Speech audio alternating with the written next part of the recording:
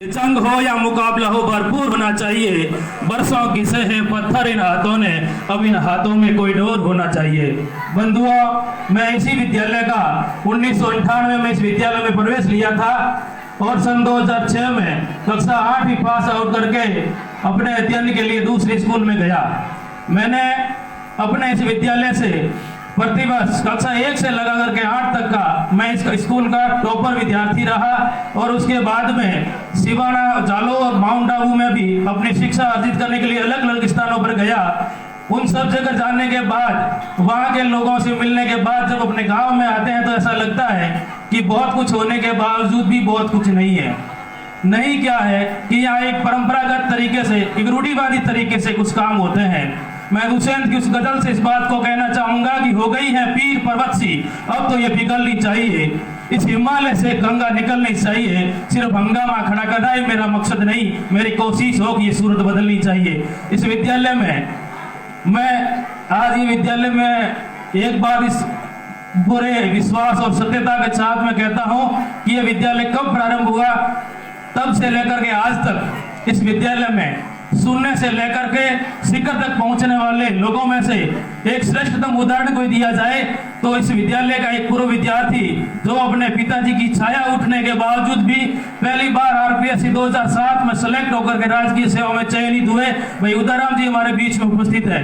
वो एक पहले विद्यार्थी है इस स्कूल के जिन्होंने कंपटीशन फाइट करके एक अपनी नौकरी प्राप्त की। दुख इस बात का है कि उस प्रारंभ से लेकर के आज तक सिर्फ 2 विद्यार्थी हैं जो इस स्कूल से निकल करके सरकारी सेवाओं में चयनित हुए। पहले ये उदाराम जी, दूसरी भारतीय वायुसेना में हमारे जवान एयरमैन पूर्ण सिंह जी, 2 बंधु इस स्कूल से चयनित हुए हैं। ये हो सकता है कि बहुत सारे लोग ये सरकारी गवर्नमेंट की सैलरी उठा रहे हैं, खुशी की बात है। ये बैकडोर एंट्री और सरकार की एहसान और मेहरबानी से राजकीय सेवाओं में तो लग गए, लेकिन 2 ही बंदे ऐसे हैं जो राजकीय सेवाओं में चयनित हुए। बंधुओं, दुख इस बात का है कि हम जब गांव की छोटी छोटी स्कूलों से निकल करके शहरों में जाते हैं या महाविद्यालयों में जाते हैं तो नगरों और महानगरों में हमारा मुकाबला कोई अच्छी स्कूल से आए हुए विद्यार्थियों से होता है तो हमारे मन में एक कमतरी का भाव होता है कि मैं तो उस गांव गंवार से निकला हुआ एक व्यक्ति कैसे इनसे कंपटीशन फाइट कर सकता हूँ। बंधुओं, इस बात की चिंता नहीं करनी चाहिए क्योंकि हमारे इस बाड़मेर से निकले हुए, हमारे इस क्षेत्र के पास के बंदे बलवंत सिंह जी कालेबा IAS की सेवाओं में चयनित हुए, वो भी हमारी तरह से एक सामान्य परिवार से निकले हुए थे।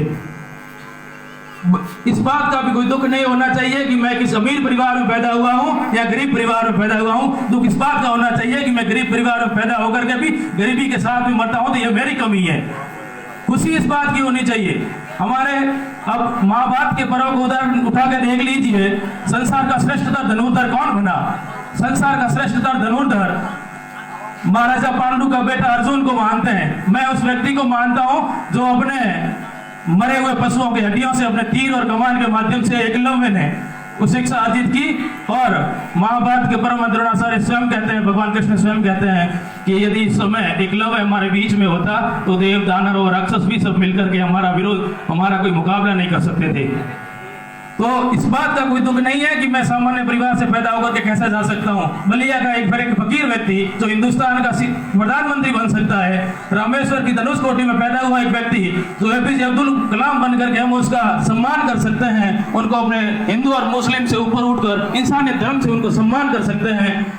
मांडा का एक फकीर राजा जो BP सिंह जनमत की बदौलत हिंदुस्तान का सिंबल मुख्यमंत्री बन सकता है। दूसरे उदाहरण क्यों ले हमारे नजदीक लीजिए, एक गरीब किसान के परिवार में पैदा होकर के आदरणीय भैरव सिंह शेखावत हमारे खासियाबाद से निकल करके राजस्थान के 3 बार मुख्यमंत्री बनते हैं और प्रदेश की सबसे सेकंड संस्था पर पहुंचते हैं, सेकंड स्थान पर पहुंचते हैं, उपराष्ट्रपति बन के हमारा महिमा मंडन करवाते हैं। तो खुशी होती है।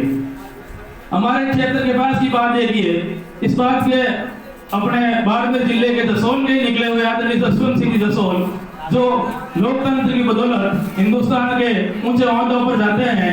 जब शक्तिशाली मुल्क अमेरिका की राजधानी वाशिंगटन में जाते हैं तो वो मुल्क आंख दिखाता है, तब जसवंत सिंह जी कहते हैं कि हिंदुस्तान के फैसले वाशिंगटन में नहीं होते, वो दिल्ली में होते हैं। ये ताकत यदि किसी ने दी तो इस हिंदुस्तान के लोकतंत्र ने दी है। आज आवश्यकता है कि इस लोकतंत्र को समझ करके सन 47 में हमारा हिंदुस्तान आजाद हो गया। हमारे अंदर से आज भी गुलामी की मानसिकता हमारे अंदर से निकल नहीं रही है। हमें उस मानसिकता से निकल करके अपने व्यक्तिगत प्रतिभाओं के बल पर अन्य लोगों के साथ में भी मिलकर के इस दोहा मनवाना होगा कि मैं शहर से निकला हुआ विद्यार्थी आपके सामने किस तरीके से पेश आ रहा हूँ। मैं इन्हीं बातों के साथ में कि वो कम ठोक ठेलता है दुर्नर पर्वत के जाते पांव उगड़, मानव जब जोर लगाता है पत्थर भारी बन जाता है। इन्हीं भावनाओं के साथ जय हिंद जय भारत।